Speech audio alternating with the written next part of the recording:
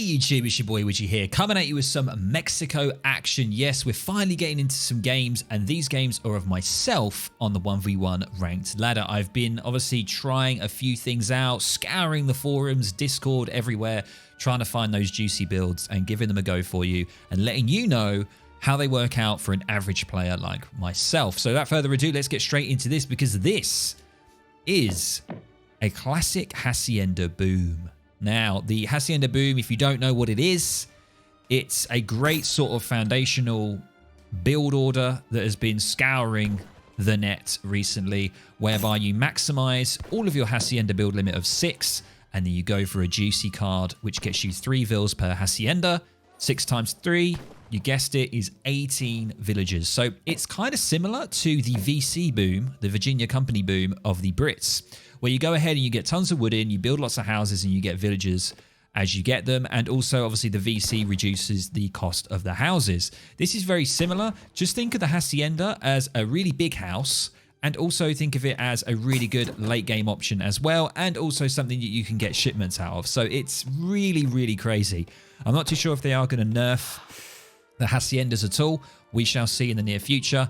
But I think this is more powerful than the VC boom. However, the Brits are still very strong, as we all know. A very good, strong, solid civ. So we're going with a market start here. There's 2 sort of starts at the moment that you can do with the Mexicans. You can go for a good old TP start, or you can go for a market start. Now, the market start with hunting dogs and chopping to build a house is once again very similar to the Brits. You have those 2 options, very, very similar. Now, this is more of a greedy option because you don't have that XP trickle from the TP. So you are a little bit out there. If you do get rushed, it can get a little bit dicey. So you got to be good at defending if you're going with this type of strategy. Now, there are some future casts that I'm going to be showing you where, you know, they're more of an all-round sort of standard build order. So it's a little bit more comfortable if you do get rushed. But this is a little bit more greedy and boomy, and you just got to be prepared for any sort of rushes. But if you are going against another Mexico player, most of the time you're either going to see a really quick age up, probably FF or FI, or you're going to see this boom. They're kind of the 2 at the moment, the most common ones. But, you know, things can change. Anyway, let's look at the first card. So we're going for the standard ship 1 Hacienda and 2 settlers. Now, this is pretty much the go-to. This is the go-to. I don't know anyone who doesn't go for this first as of yet. I'm probably, you know, there's probably people out there that do. Make sure you let me know down in the comments below if you do not go for this, because I think this one is pretty solid. So let's have a look at my deck that I'm going with. I'm calling it Boom. This one here. So we do have the jalapeno peppers. That's quite a good one to go for in Age 2. That's a good option if you want to go for that instead. And it boosts all of the collection rate from the Haciendas. So kind of like the idea is you get the 18 vills and then you go for the jalapeno peppers. And then with all those villages, you should have about maybe 40 of them around that sort of time. That will be insane. I don't know exactly how much you can gather in 30 seconds. I'm sure there's probably tons of, you know, high IQ players out there who have done the number crunching, but not me. I do too much number crunching in my day job. I'm not doing it on this game. So there's the first Hacienda, gone straight down. What we're going to be doing now, we're going to be gathering up to 800. We're aging up with 14.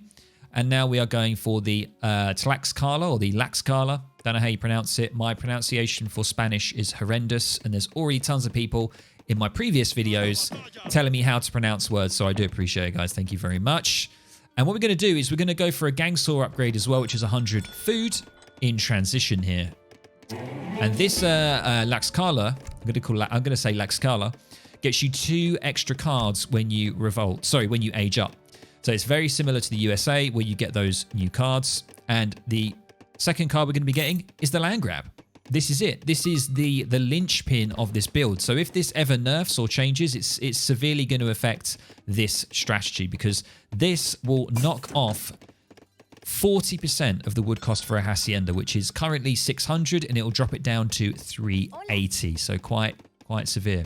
Let's have a look at Imperial Patriot here. He is actually a follower and a fan of my content. So thank you very much, dude. I really appreciate it. Thank you very much for your support. And it begins. Yo, Widgie. So I had no idea what this guy was going to go for. I thought maybe he's going to go for something similar to me because he aged up very, very similar time. Let's have a look and see what I've scouted. I have scouted a market start. So that also is a good indicator as well of the boom. But you can do this boom without market. If you go TP, I think it's a bit safer because you get the 600 wood shipment. So the only shipment we're going to be getting here is 700 wood, and then all of the other wood that we are gathering is all organic. We're just gathering it from our villagers. So we don't really want to take any villagers off of wood right now. I've probably got too many on food here. You probably only need 2 on food to be able to keep creating villagers. And you're just going to keep chopping until you build 6 of these. It's as easy as that. Now, I say easy as that. Of course, you could get rushed. Around 6 minutes, for example, is a good sort of time for a strong rush, for example, against Russia. But you should have all your haciendas up by around 7 minutes, I think it is. So it is a little bit scary. It is a little bit scary. And I wouldn't suggest this if you're going against a civ that you know could potentially rush, like Lakota, Russia, maybe Otto if they go for like a double Rax Jan rush or something like that.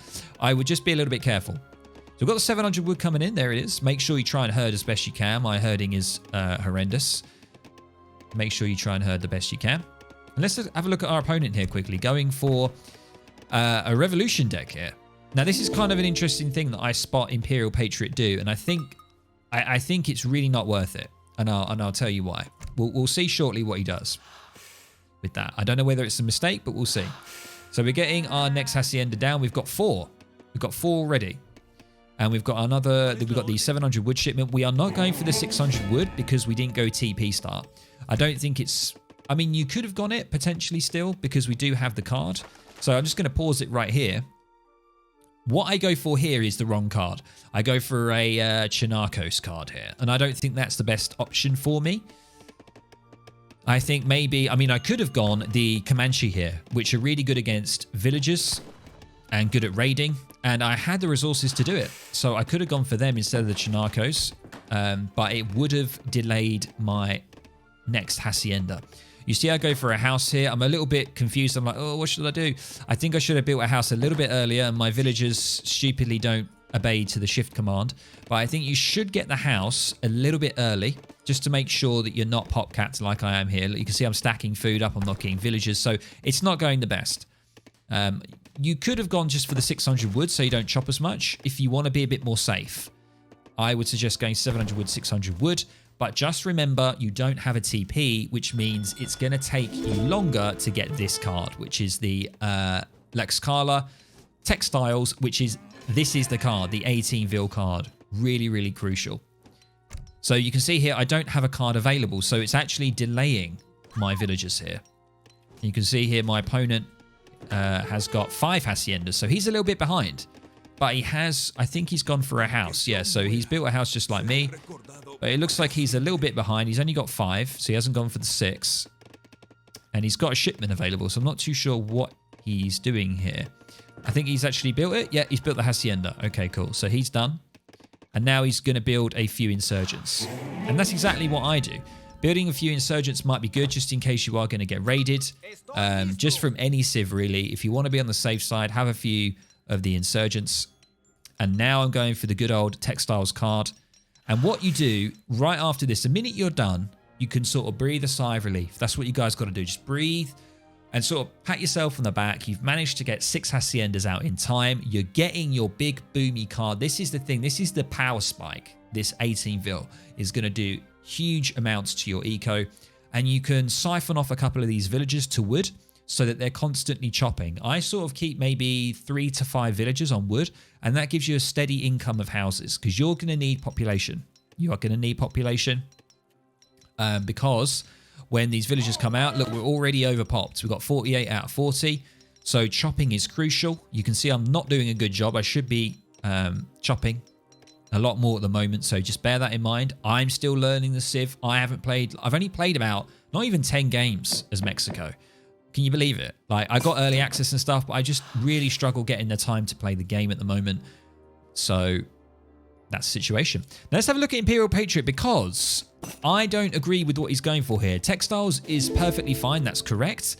Why is he going for this independent movements? Now, Ideally, you want to go for this, I think, if you're going to go fast industrial, because you're going to be definitely 100%, you're going to be revolting and then returning back to Mexico. So going for an FI with the independent movements is really good for you. It's really, really worth it. For what he's doing here, I don't think it's worth it, because what's strange to me is that he uses his card and then he revolts to the Baja California, which is more of the all-in Age 2 revolt, which is kind of strange to me, because I don't really understand why he did this, because, yeah, I don't know. Maybe something that he needs to work on. Maybe I'm missing something. I don't know. You guys let me know down in the comments below.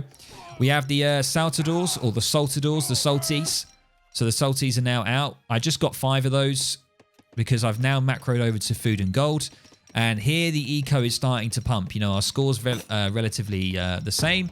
He's got well, he hasn't anymore because he's revolted.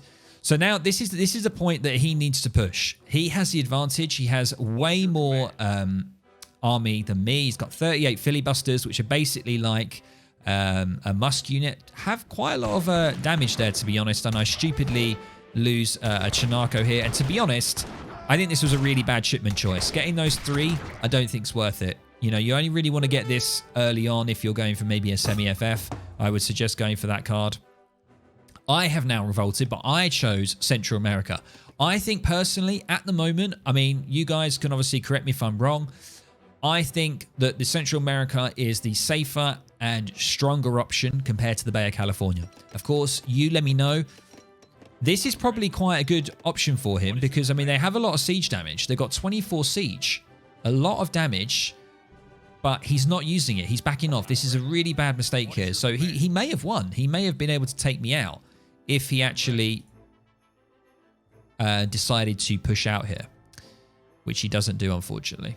And I think also maybe a mistake on his part is he went for the market start, and maybe he should have gone TP start if he was going for the Baja California, because the Baja California really does, the deck here focuses around TPs and upgrading TPs, getting more income and getting outlaws and getting gold, and that's what this kind of revolt is all about. So maybe he should have done that. Also, it's only a 3 TP map, so it's not as good in that respect, but he has got 2 TPs. So let's have a look at myself here. So now I'm just pumping out revolutionaries. You can pump them out from the TC and the barracks. They only cost food, so all you need to worry about is food production. You can see here that my macro is a little bit off. I've got way too many people on gold, but I am going for the Falk shipment. This is the revolutionary deck. I love this deck because with the 18 settler shipment from the Age 2, you also get the Salvadoran coffee, which gives you a settler for every shipment you've sent so far. So kind of in the later stages of this revolt, you want to go for this card, and you could just get even more eco from it. It's absolutely mental. I really like the Falconet card. I think that's great. I think 2 Culverins is amazing, especially against another civilization that might FF or something like that, and you want to deny their Falks. Going for the Colv shipment's really nice. I don't think the 4 Vil shipment is that good. I think maybe going like maybe one of the 700 wood or gold is a good option. The 7 revolutionaries, very good as well. And if you need to defend, you've got the Advanced Frontiers, which is a nice card as well. And you've got this 5 Saldados, and this is the one that I go for because it says you receive a free Petard with all future shipments. So it's probably best maybe if you are going to go with this, go with it first so that you get the maximum value. And that's exactly what I'm doing now. So you can see I've got quite a hefty amount here. Let's have a quick look at the revolutionary compared to the filibusters. So they're exactly the same HP. They've got more melee resistance to fillies, and they've got higher damage and higher siege. So that's interesting, but they are slower. So the filibusters are actually better than my revolutionaries here. So something to bear in mind if you are going against the Baja California. They do a lot of siege as well with those grenades that they throw. So I've got to be a little bit careful here, but I think going for this Falk shipment is perfect because he's got a lot of infantry here. I just need to back off and just be a little bit careful. Use my movement speed. I do have some skirms in there, the Salties. There they are. They've got good range as well, so I'm going to be using those. Going to make sure to get the Falk off. I don't know whether he takes his Hacienda out. Let's see what happens. But these revolutionaries come out really fast. They're a really quick training unit. What I could have done here is, look, I have wood available to build a second barracks. So I could have, you know, built a second barracks. I've got a little bit of pop space. get a second barracks in, look at all the gold. I could have bought some food and wood maybe, built a second barracks, and then I could be training 15 revolutionaries at a time. And then this is kind of the build with Central America. Like, you can commit quite a lot to this build because you have the eco still. I still have 43 vills. Look at Imperial Patriot. Look, he's got nothing. There's no resources coming in. You know, he's only relying on his shipments right now, and that's all he's got.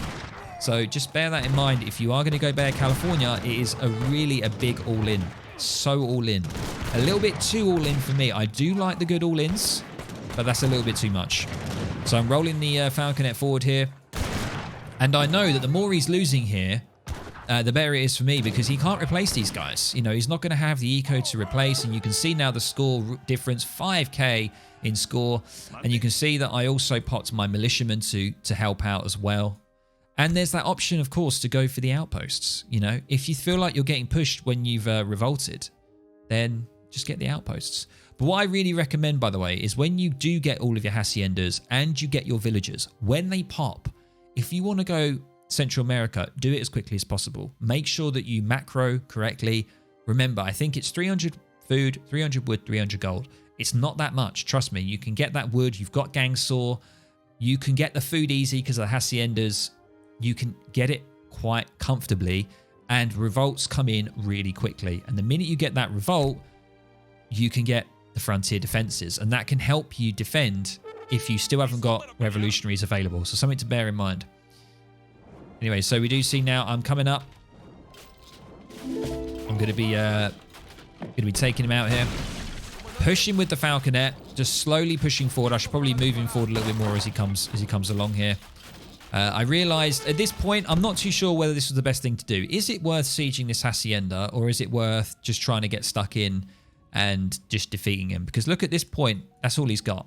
You know, I think he is starting to get some salties in, but really, I shouldn't be worrying with this. I'm just stalling it, you know. And I don't think it's worth spending all my time taking this down, to be honest. So I think I should have just pushed on and just basically destroyed all of his units and got rid of his eco. That's probably what I should have done. He does have some villagers here, though. I don't know whether he got those from a shipment at all. I'm not entirely sure. But he does move a couple of salties forward to pick off some of my revolutionaries here, which is quite a good job.